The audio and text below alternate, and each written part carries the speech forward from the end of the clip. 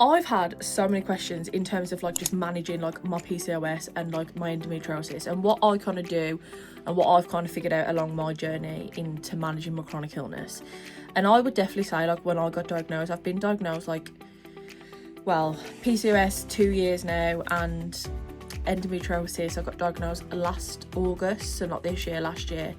And even to this day I'm still figuring things out and I'm still learning things. And you know, I really would always emphasize people doing their own research and stuff, because like, I'm no professional, like I'm no nutritionist, doctor, whatever, but I find that there is so much information out there, and I feel like you have to do your own research as well, because then you can kind of trial and error what works for you. And I find like there's just so many things that I didn't even know, like I would never even thought of before like I first started.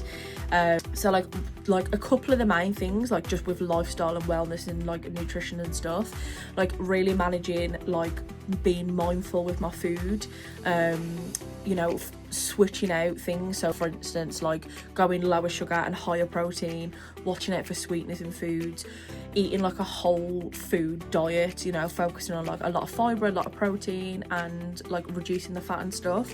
But also, because of stuff like binge eating and stuff, it's so important to have that balance and to understand that you don't have to restrict yourself, you don't have to cut anything out, you don't have to start taking anything. Like I think that's the biggest thing, because there is so much information online and it is literally an actual minefield, and people will tell you to take every supplement under the sun, but you don't need to. Like you don't actually need to. Like as long as you're focusing on certain things in your life, like you don't even need all these supplements.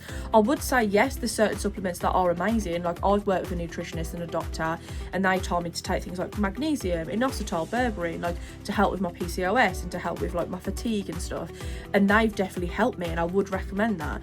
But like when you recommend stuff, like I think it's important to always just disclose, but look, I'm not a doctor, like always speak to your doctor about it first, because like a lot of like multivitamins and stuff, like they can have like multiple things in, like a lot of things can have like levels of magnesium in or something. So like just do your own research, write things down, seek professional help, and then yeah, like you just start finding like what works for you. Like I literally trialed and errored so much stuff in terms of exercise, diet, supplements, everything, and nothing really worked, nothing was sticking. And then I kind of got my routine with it, and I found like moving my body every day in some way was better than not moving it at all. So I can't do these rigorous workouts because it just doesn't work with my mind, it doesn't work with my body, and I used to flare every single time, like especially having endometriosis, whereas now I'll move it in whatever way. So whether that's just going for a long walk, whether that's just doing a little bit at the gym or whatever. Like I've recently discovered I like swimming, and that really helps managing my weight loss and then managing my flares, so that's what I've liked to do.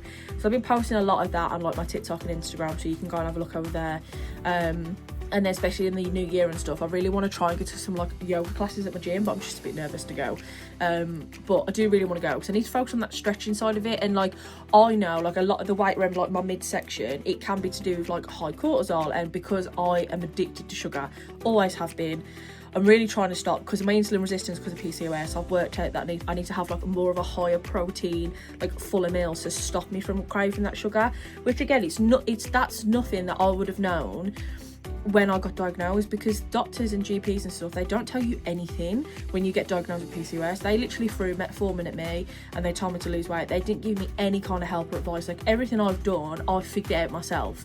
And you know, TikTok and stuff, they are good platforms to find information, but they also can have a lot of toxic information. Like there's a lot of influencers out there that are like selling the cure for these conditions, and that's wrong, because one, they're not qualified to do that, and two, like there's no cure, you know, that's not what this is. Like this is like a complete metabolic, hormonal, like these things affect women's hormones, menstruation, everything. Like it's just not something that you can just take and then bam, you're fine.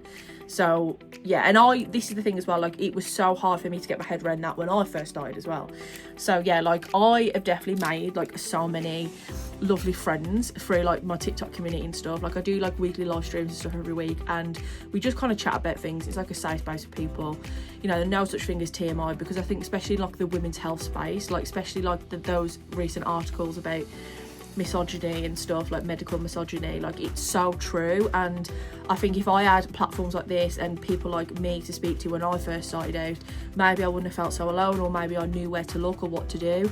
Like I've had some lovely messages recently, and it's just of people saying like they just didn't know little things like you can request to see like an endometriosis specialist from your gynae or your doctor. Like I didn't even know that when I started, so when I found that information out, I was like, right, I'm going to share this. And obviously, like, yeah, case to case and women to women it's different, but for a lot of things, especially like in the UK with the NHS, like there's probably a lot more things people can access that they don't know about. That's why it's just so important to advocate for yourself. And I want to do more longer form videos on here, so if you've got any questions or topics you'd like me to cover, then definitely let me know. Definitely like and subscribe, and follow me on TikTok and Instagram. It's in my bio and stuff. It's literally just like Law Potts Kiss. But yeah, like I really like this little space, and hopefully you guys do as well. So thank you for watching.